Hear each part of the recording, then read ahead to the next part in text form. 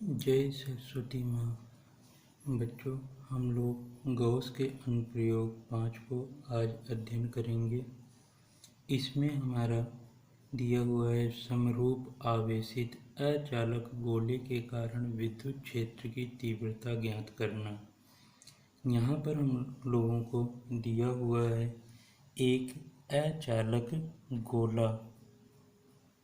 अचालक गोला जिसका केंद्र O है, त्रिज्या R है।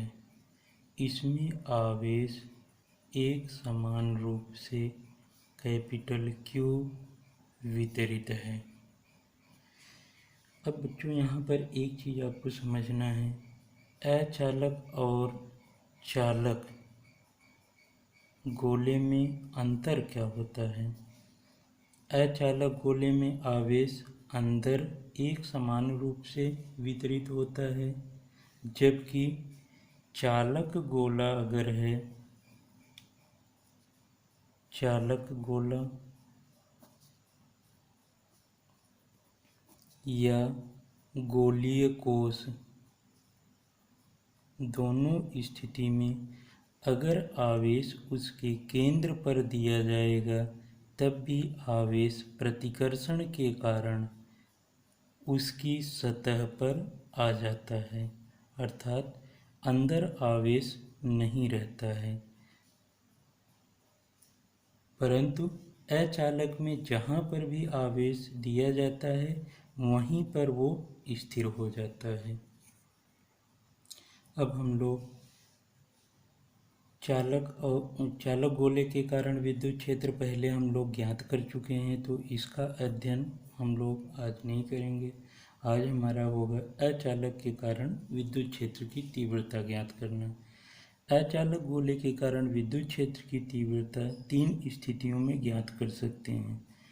पहली स्थिति, अगर बिंदु गोले के बाहर है, मान लो P1। दूसरी स्थिति गोले के सतह पर है, P2। तीसरी स्थिति गोले के अंदर है, P3। तीनों स्थितियों के लिए विद्युत क्षेत्र की तीव्रता हम लोग ज्ञात करेंगे। अब पहली स्थिति का हम अध्ययन करते हैं।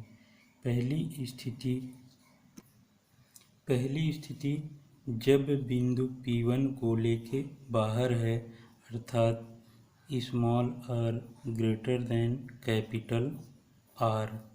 इस स्थिति के लिए अगर हम चित्र बनाएं तो हम देखते हैं ये हमारा अचालक गोला, गोले के बाहर बिंदु P1 है और अचालक गोले का केंद्र O, त्रिज्या R है इसकी। P1 की केंद्र O से दूरी स्मॉल r है।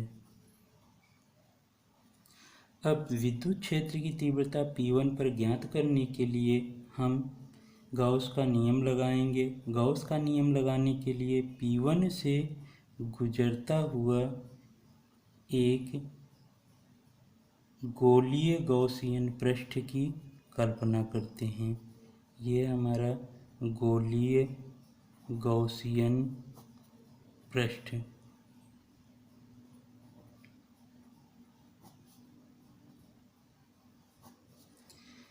अब विद्युत क्षेत्र की तीव्रता ज्ञात करने के लिए गॉस के नियम से अगर हम बात करें, इस गॉसियन पृष्ठ से संबद्ध विद्युत फ्लक्स, तो गॉस के नियम से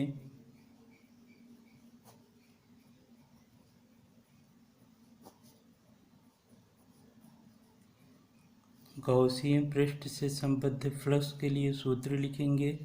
फाई ई बराबर होता है समाकलन E डॉट ds बराबर सिग्मा Q अपॉन एप्साइलन 0।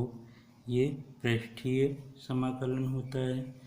अब इसको हम सामान्य रूप में लिख सकते हैं, समाकलन E ds cos theta sigma Q upon epsilon 0।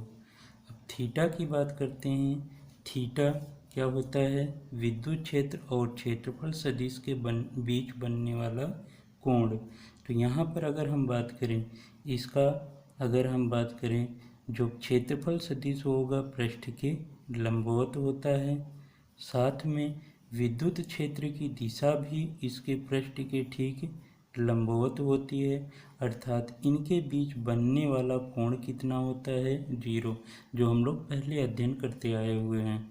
अतः हम इसको सामान्य रूप में लिखेंगे ई डी एस बराबर सिग्मा क्यू। सिग्मा क्यू क्या प्रदर्शित करता है? गॉसियन पृष्ठ के अंदर कुल आवेश। अब आपको पता है, हमको दिया हुआ है इसके अंदर जो अचालक गोला है इस पर कुल आवेश क्यू है, तो यही आवेश ही तो इस गॉसियन के अंदर है। तो हम सिग्मा क्यू की जगह लिखेंगे क्यू और बटे एप्सिलॉन 0। अब यहाँ पर जो है पृष्ठीय समाकलन किसका? गॉसियन पृष्ठ का। तो इसका पृष्ठीय क्षेत्रफल कितना होगा? तो ये होगा ई 4 पाई आर स्क्वायर। क्यों? क्योंकि गोले का पृष्ठीय क्षेत्रफल का सूत्र होता है 4 पाई आर स्क्वायर बराबर, यहाँ पे लिखेंगे क्यू अपॉन एप्सिलॉन 0, या ई बराबर आ जाता है Q upon 4 pi R square epsilon 0। ये हमारा विद्युत क्षेत्र आवेश के पदों में प्राप्त हो जाता है। ये विद्युत क्षेत्र हमारा, इसको समीकरण 1 मान लेते हैं। अब यही विद्युत क्षेत्र हम आयतन आवेश घनत्व के पदों में ज्ञात करें, तो आयतन आवेश घनत्व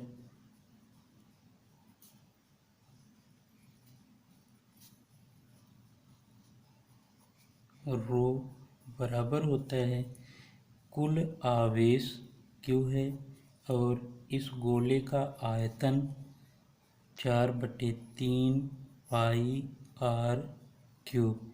तो यहाँ से हम कह सकते हैं क्यू बराबर कितना होगा? Rho into 4/3 pi are cube. इस क्यू का मान उठाकर समीकरण 1 में रख देते हैं, तब हमें प्राप्त होता है ई बराबर रो 4/3 पाई आर क्यूब अपॉन में 4 पाई आर स्क्वायर एप्सिलॉन 0।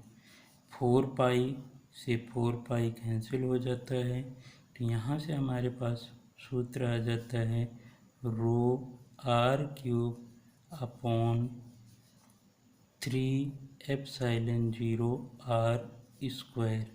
ये हमारा विद्युत क्षेत्र आयतन आवेश घनत्व के पदों में प्राप्त हो जाता है।